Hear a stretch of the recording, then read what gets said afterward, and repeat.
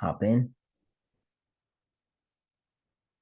Now, as we get started, our main goal here today, we're all together to talk solely about how I get 2 to 10K clients with a Google Doc. And I'm going to show you exactly step by step how you're going to be able to replicate that for yourself and a few key things that you need to have in place. And then at the very end of the video, I'm going to give you a handful of examples of how I can model that. You can take what you learn from what I show you right now, and then you can go ahead and deploy that because I guarantee you that you have messenger conversations right now that you're just like literally leaving cash on the table. You're not following up with these people, and you're also not positioning yourself in the authority frame in a way that's going to make it a lot easier for you to let that person know without a shadow of a doubt that you've got something that they don't know or that they don't have and that they are aware they need urgently solved. So let me go ahead and share my screen and then we can dive right in and get started. All right, you guys should be able to see my screen now. So ultimately, this is me here on the laptop. We ended up taking a selfie. Everybody's that's in the photo is we're taking the photo and everybody is in Portugal except for me because I was in and currently am based out of California, and it's 3 a.m. at the time of taking this photo. And the reason why this photo is important, some of the faces I'm sure you'll recognize, of course, but ultimately the reason why this photo is really important to me specifically is one main reason. Okay. It's not just to name drop and show you that like I'm connected with and have worked with tons of millionaires, which I have. It's not for that purpose.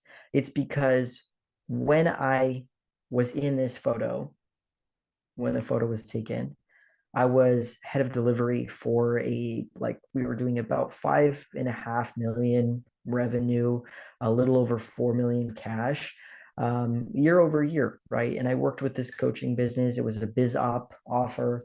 And I was pulling like 45 to 60-hour weeks sometimes. And here I am smiling for this photo, and it's 3 a.m. And the average person would probably be like, well, yeah, obviously. I mean, why wouldn't you bend over backwards? It's a hell of an opportunity. I was getting paid pretty decently considering I didn't have to do, manual labor or anything like that. But considering the fact that I was watching firsthand the entrepreneurs in this room, basically sacrifice their their freedom. It's really difficult when you make lots and lots of money and you have no time to spend it. And it made me do a self check, a personal evaluation in realizing like there has to be a better way than this. There has to be a different way or a new way that I can still build a coaching business. We can still build this coaching business. And unfortunately, the business owners decided to go in a different direction. They ended up closing up shop ultimately after I ended up quitting the business. That's just kind of the way things panned out. I'm sure it's not related whatsoever to me having quit, but being head of their delivery department and having, played such a important role, I don't know if it impacted anything genuinely. I just know that I wanted to find a better way where I wasn't having to work 50+ hour weeks, and I could still leverage my time and utilize all of the things that I was seeing and coaching other people to utilize in their business to create leverage, right? I wanted to be able to do that for myself. And also, I started to notice there was a slight shift in the market.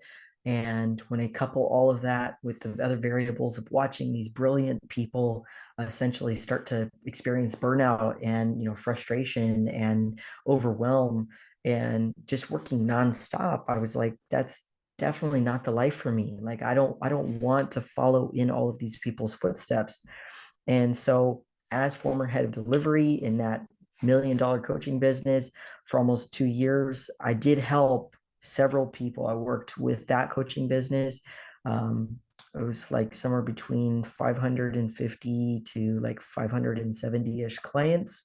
And most of the people that I worked with were in fact doing a little over 12 grand to about 20 grand per month. There would be the occasional person who would be a total beginner, but for the most part, they did have some sort of business already created.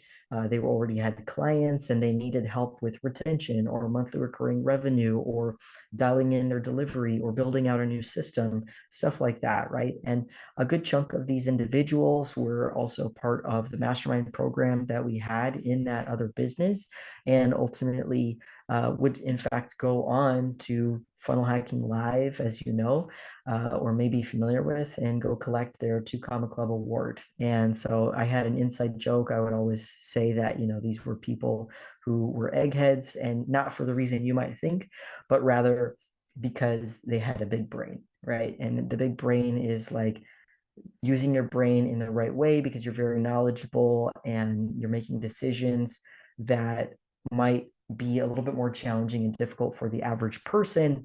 And the bigger your brain, obviously, the better off you were. It was just an inside joke. And so I would always use the label eggheads.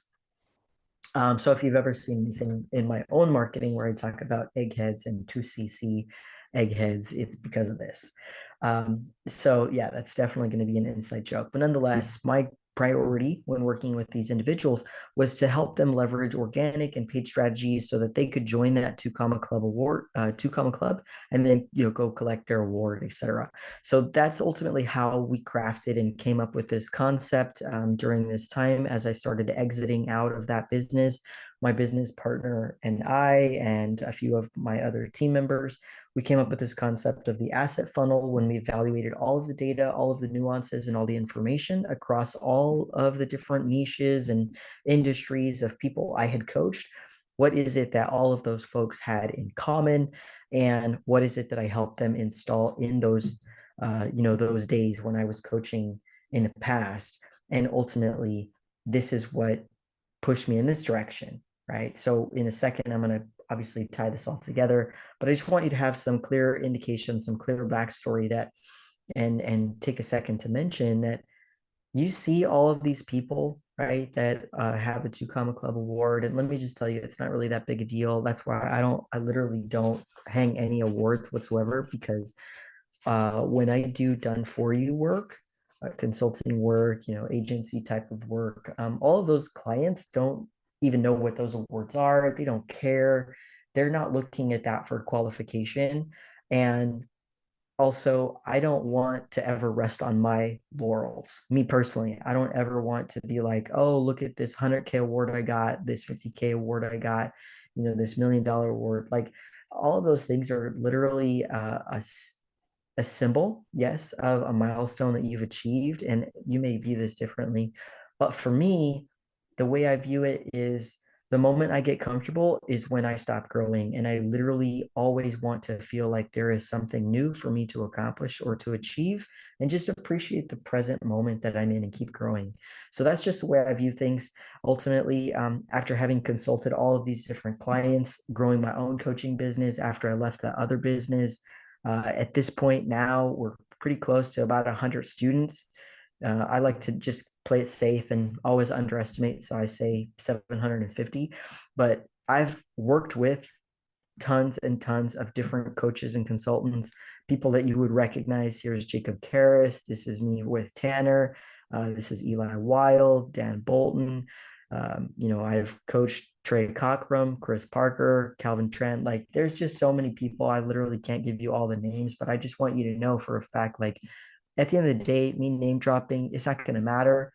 But I want you to know that I'm the real deal. And so if you have a question, obviously, as a member of the Evolve community, I want you to feel like this is a safe place that you can absolutely let me know whatever your concern, your question is. If you need help with your offer, obviously you've got all the resources that you could possibly need for being inside as an Evolve member or an Access member if you pay, you're part of the 1-on-1 community. But I think it's so crucial, it's so important that you use what you have, but also feel confident enough and safe enough and secure enough in your person to just ask a question. If you're not sure, you went through all the resources and everything, and you're still not really sure about your offer, etc., then the good news is, as a member in the community, the more you engage in everything and you level up, then you are going to be able to unlock where I give you an audit, even if you're not a one-on-one client, so that you can still reap the benefits and the rewards. You can still join part of the workshops, etc. So I definitely want you to know that I'm available to you. But moving on with talking about the using a Google Doc, it's it comes back to like you have to decide what's what's the real reason that you're growing this business? What is the reason why you want to achieve whatever arbitrary number? If you have a number in mind, like 25K, 50K, 100K, 200K, all of those different, you know, points, it's is it because it was somebody else's dream? Is it because it was somebody else's vision? Is it because it's somebody else's model that was sold to you in some course or coaching program? And for the record, I have lots of different versions and models that I've taught to other people. And so all of that's inside of our community. But and if you're not sure like which one is right for you, then obviously you could ask, you let me know that you're not clear. But I I realized after that moment of being awake at 3 a.m. until basically 5 a.m. when the rooster would crow, that I didn't want to keep doing that. Like I was enjoying building something bigger than myself. Yeah, sure. And I was having a blast helping people make lots and lots of money and myself also get paid pretty well. But I didn't want to keep sacrificing my family. And I definitely didn't want to buy into somebody else's model that they were already burning out from. And it wasn't even 5 years of them being in business. So when I decided to start my own thing, I had three main rules, and my rules were really simple. I said, I'm not going to be working nonstop. I need to let the data decide whatever decision I end up making ultimately, because I was and did decide I'm going to do organic first to get my first couple clients, and then I'm going to move right into doing ads and focus on building my email list, right?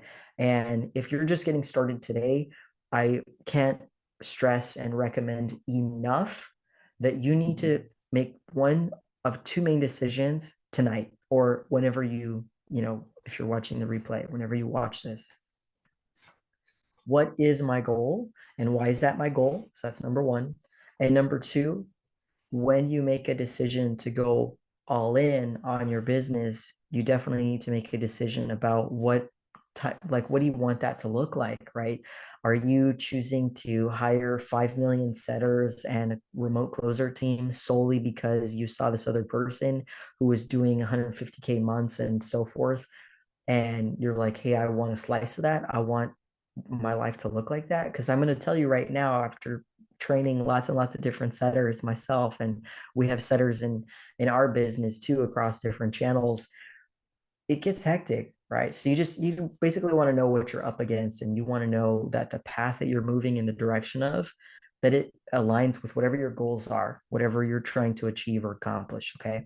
So my business for me personally is designed around my life, what gives me the most leverage, and what I have the most leverage in doing, and I feel really good about. It always comes down to DMs and content, which is why those are the two main areas that I always focus on for any kind of client. It doesn't really matter if you're an Evolve client and you're in the community and you want feedback, you can just plop that directly into the school community and I will give you the feedback publicly, obviously, so everybody can benefit. But if you're a one-on-one client, you literally have me in your back pocket inside of Slack. To get clients using a Google Doc, there are three main requirements that you have to check off. Okay. So the first one is, do I have an offer that people want? The good news is you have an offer that people want, and it's been validated if you're using the offer library that I've given to you inside of the curriculum. And that would be located inside of the Infinite Leads workshop if you are an Evolve client, and if you're inside of the one-on-one and you don't know, then you could just let me know and I can help you with that. And I'll just send it directly over to you. You also need to post content at least 3 times per week. And I would heavily, heavily recommend, if you cannot post every day, because we had and still do have clients that have a full-time job, that have a part-time job, and they're just doing coaching on the side, and that's completely okay, no big deal.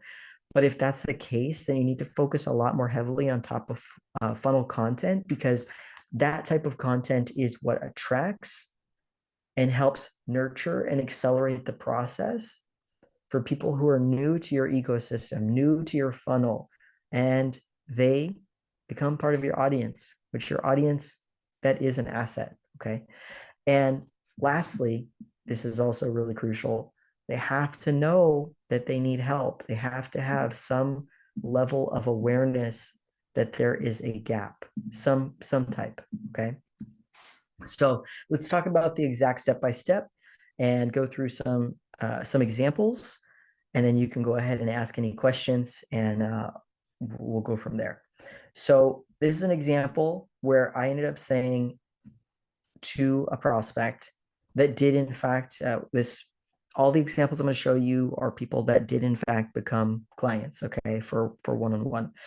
Would be happy to send over one pager on it. And so his response was, I'd love that.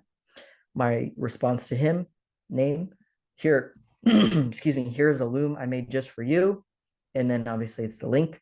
And I always make it a point when, especially when it's a person who, if I've never had a sales call with them, but I know that they're a person that is pretty qualified, I'm going to tell them the average amount of time that it takes to watch that loom. Um, so in this case, ETA 5 minutes. And oftentimes, just a pro tip, I do put loom because I have the paid version. There is a free version though. It's like 5 minutes or something, I believe is the cap. But the paid version definitely lets you create some default settings where you can make it always be 1.2 speed or 1.5 speed. So I would just recommend that you consider doing that as well, where you give the ETA so this person knows, okay, how much of my attention am I giving you? And then after testing variations of the same offer, basically across the board, from having sales calls, not taking sales calls, and trying to sell by chat, I did notice there is a big gap across all of the other competitors that provide an offer pretty comparable to mine, where I coach business coaches and health coaches. So that'd be fitness coaches, healer coaches, people that are in the wellness space. They focus on gut health. Things that are quantifiable, essentially, are the two main segments I focus on. So again, fitness, business, and that's because it's easier to track. And for those individuals, I help them get clients, right? They're already a coach, they're already a course creator, they already have a handful of clients. I help them add 5 to 50K to their business, and that's cash. So the thing is, there were certain nuances to other people's offer that I realized those people are kind of like overcomplicating it in some ways. I think in retrospect, I have also been guilty of that, overcomplicating my own offer. About 6 months ago, I didn't have a whole lot of confidence around my offer, and so I added a couple things, and then it didn't really resonate or didn't really land, and I just had to tweak it, right? And so I just would advocate the same for you, that you would recognize that your offer is always to some degree going to be a work in progress, but once you have something that's really amazing and it's a no-brainer, people will literally just be like, where do I sign up, how do I get that, etc. Okay, so I typed all of the things that filled in the gaps into a simple Google document. I made sure I didn't have anything in my teeth. So obviously I could record myself, felt really good in front of the camera. And then for you, I would advocate you would keep it evergreen. That way you can duplicate the loom again and again and again. I mean, there is an automation that you can use. I don't use the automation. I literally just go inside of loom, click on the 3 dots, and then tell it to duplicate. But I just changed the name in the title. And that way I am sending the same loom across the board to everyone, but it's got that person's name. And so when I send the link over, it feels personal, right? It feels like I made it just for them. And that by itself is definitely going to be a pattern interrupt. I learned about the whole loom concept, or initially this concept where you give feedback and an audit and all of that, when I had an agency about 3 years ago. Uh, and obviously the approach there is more cold, but when you take, here's me talking about my offer, and it's all typed out in this offer stack or Google Doc, right? And you're covering everything all at once for these people. And then you pivot directly into sharing like their name, sharing the link, and it's got their name on it. It really just feels so much nicer and creates that personal and rapport focused pattern interrupt that you really need to get past the person's lizard brain, where it's very fight or flight, like, oh, I don't know you, I'm not sure if I can trust you, etc. When it feels familiar, when it feels like the person knows you and they can like you and they can trust you, it's a lot easier to pay attention and listen. So for you, just keep it evergreen. Obviously, you can duplicate it and change the name too. So I did use Loom. I decided to narrate the entire Google document. Loom is a screen recording software. It's really, really inexpensive. The example of the Google document you all have access to inside of the Infinite Leads workshop. So you just go in there and then you're going to see inside of the section that says Trident architecture, Trident offer architecture. You click on that and then it does have the resource. So you can just go ahead and snag the template for the offer stack there. But Loom being a software, screen recording software, it's very inexpensive. I believe it's like $10 or $12 per month. It doesn't break the bank. But if you can't like do that right now, then just do the free version. You just need to talk fast. That's all, because it's 5 minutes as a cap. Then I tested this method inside of existing conversations. So people, we already had some like basic rapport, and ultimately I was able to identify like, okay, this person does have a gap, or they're aware they have a gap, or they've already shared with me they have like XYZ problems. Now, since not everybody is problem and or solution aware, so this part's going to be really important to you, because especially if you're in a situation like mine where I was having at that point in time, we did have a setter and we were having about like 50 to 70 conversations or so actively per day, including follow-ups, new inbound leads, etc. I didn't have a choice. I had to focus on the highest leverage prospects because I wanted to test this and test it fast. So these would be the people who are engaged the most on content in your community, if you have a Facebook group or a school group, something like that. And on Facebook and Instagram, there is a software via a Chrome extension that I've used called Messenger Organizer. They do have a paid version, but you could get away with just using the free version. It's the one I use, and it allows for two labels. I believe they call it folders, but I'm just going to call it labels. And so I am going to explain what these labels look like, but here's a visual. And so these are the tags I would typically focus on and still do. TOF/AN or BOF for -RB. And so TOF is for top of funnel or actively nurturing, and then BOF or RB is bottom of funnel ready buyer. So what I ended up doing is I isolated the bottom of funnel and ready buyer leads. I put them at the front of the line and I sent them a simple question. I know that you've probably heard to some extent this question that says, hey, name, are you still looking for X outcome, or do you still want X outcome, right? And that's assuming that person has told you what the outcome is that they already have or their goal. So in this case, I followed up with the person, and then I ended up saying, just thought of something, might be totally out of left field. And he said, let's hear it. And so then this is when I asked the question, but I elaborated because I wanted to also give a time frame. Now you'll notice if you read this part, not the part that's blacked out, because obviously I blacked it out on purpose, because it is what sets my offer apart and makes my offer unique. So this is the reason why I'm not sharing it, because I'm not going to let anybody copy the way I am framing this. Okay. But what you'll notice is that it looks pretty comparable to when you create a hook based on the math formula I've already given to you. The content math formula is pretty similar to that kind of hook style when you are using a person's desired outcome or desired state and time frame. Okay. So desired state right here, can continue to train. So you have everything ready to go in less than a week. Right. And so essentially, I asked this person that same version of, hey, are you looking for X outcome?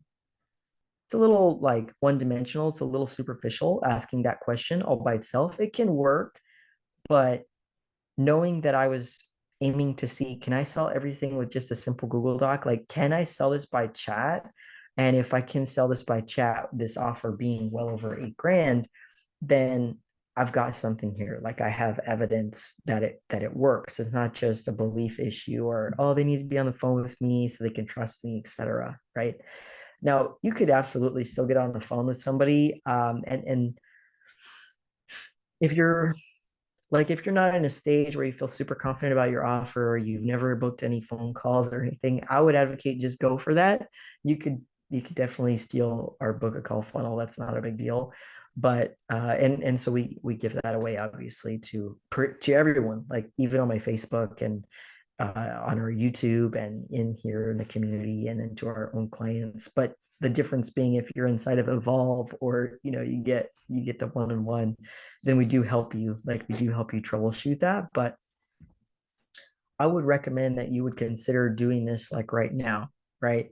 So if you have anybody that you're having conversations with that they've already given you a gap, they've already given you a pain point, they've already shared a goal, for example, then you don't need to like keep digging. Obviously, it would be helpful to utilize the Claire method that we talk about in another training, but you don't have to keep digging and having conversation for like 6 months or even 6 weeks or something until you uncover all this information. Like your goal is to qualify fast and disqualify even faster.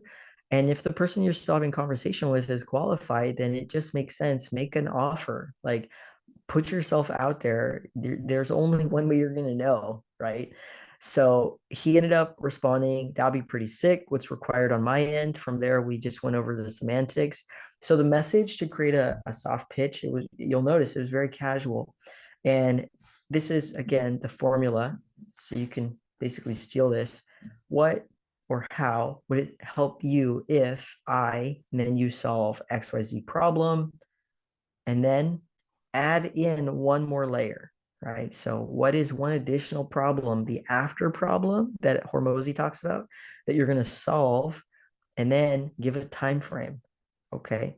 And when you do that, it shows that you're in it for the long haul. You're trying to prioritize the lifetime value of that client. You want them to be really happy with working with you. So this disarmed the lead at the time of having the conversation. Let me create a segue into the offer. And now I have the opportunity to send my Loom over because he gave permission. So in this example, I skipped the sales call or free strategy session. In your situation, if you don't want to give the price point inside of the Google Doc, you don't have to. You could just simply say, something to the effect of like, let me know if you're in, and we can have a short 15 to 20 minute call to kick things off or something like that. Let that, like, ideally, if you're a person who only wants to sell or focuses solely on selling instead over the phone, then it would only make sense that when you are having that like you're just selling the next step, right? And in my case, I was trying to prioritize figuring out selling by chat, but also can I leverage a Google Doc or a Loom and test this in multiple ways where in some of the examples, I didn't give the price point and I let that person ask the price point. And in other cases, I did give the price point and I wanted to see where would it lead, right? And see what kind of response or reaction I would normally get from these individuals. So in this specific case, okay, of the case study, he goes, okay, sick. What are the next steps, my man? I said, you ready to get started? He said, yes, let's do it. So I asked for him to drop his email. That way I could share the link to do the checkout. I wanted confirmation. Are you going to do the prepay 8.8K? So everything was in that Google Doc. Everything's outlined. He said, yeah, let's do it. Can we split it in two within 48 hours as mentioned? So he asked permission to pay, 5K up front and then 3.8K. And I was fine with that. And we were off to the races. So essentially, verbal agreement, was acquired, and then my lead was ready to solve that problem because they trusted me. I stayed flexible for the pay details because he clarified what was going on. He gave me context. And then we moved on to the onboarding process. So that's when I sent over the information to get him onboarded, the lender and everything. So he would have what he needed, and we could unlock the curriculum, and we could have our first welcome call. And I'm going to let you guys copy paste my onboarding and my delivery system. So inside of the school community, I'm going to make sure that those things are linked. So you're going to have those resources here. But ultimately, this payout, it came through within like, I want to say a day and a half or so. Like he was getting things sorted, and it came through within a day and a half or so of him and I having this conversation. In this scenario, this one example I'm showing you right now, we didn't have a sales call. But again, in your situation, if your focus is solely to have sales calls, like you want the Google Doc to lead to the sales call, cool, no big deal. Like you're using the first aspect of the asset funnel, which is pre-selling and nurturing, right? And so this is where your offer stack or your offer document is going to do the majority of the heavy lifting in clarifying what your offer is about. But your content is the thing that activated, attracted, nurtured, and led to that conversion, right? So that I don't want to make it seem like content isn't important. It is, which is why I've made sure you guys have a firm awareness and understanding that content, you can't let that slip. It has to come into the equation. It's part of the play. Okay. So that's just one example of several I'm going to show you in a second. But all in all, I acquired that first payment from the 8.8K deal, and then all from doing simple DMs. There were no phone calls in that situation. I'm not against book a call funnel. Obviously, we have it as a backup plan, but I just feel like DMs are faster. And obviously, it's easier to respond to a DM when I'm with my kids or I'm talking to my wife. And then I just like have to look down after I tell her, hold on a second. Whereas if I'm on a sales call, like that's it. I'm gone for 45 to 60 minutes. Whatever's going on with my family or outside of these walls, I don't know. And so I'm not involved with my family when that's happening. Right. And so that's what I'm talking about when I mentioned earlier. You got to make a decision about what works for you. And are you trying to build a business that was hyped up by somebody else and it's part of their vision? Or is it because it's like the way you really want your business to look because that's what serves you, right? So your goal is going to be to rinse and repeat. That's it. That's the last step. Um, Here's some other examples. So example 2, this guy ended up asking me some questions like, hey, so for a possible, I don't remember the beginning of it, but it was like, so for a possible opportunity for us to work together, what would that look like? So I said, hey, for sure, let me share with you a document, simple Google Doc that covers everything, also shows the payment plan information. This way you can see that it feels like it aligns for you. Said, great, it's appreciated. Sent the doc over, not a problem.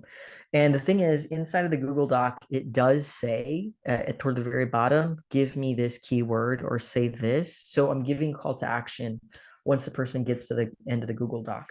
And the Google Doc is essentially a sales letter, but it's dynamic. Excuse me.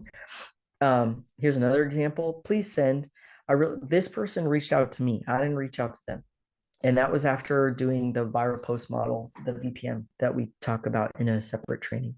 So she reached out to me. She said, if I could help her or something with my offer. And I let her know something real similar to this. She said, please send. I really need help with building a community and push my Kajabi courses. So obviously I sent that over. Here's another example. I sent a voice memo over to this person because they asked me like, hey, what's your offer all about? How does it work? Or what does it look like to work with you? And who have you worked with? So I just answered all those questions, because I had a few minutes. I think I was doing the yard work or something. And I sent that over. And then she ended up saying, amazing. I'm sold on my own coaching. Would love to work with you. I'm paying off this other person. At the end of the month, I'll be in a position to do so. Actually, and she said some other things.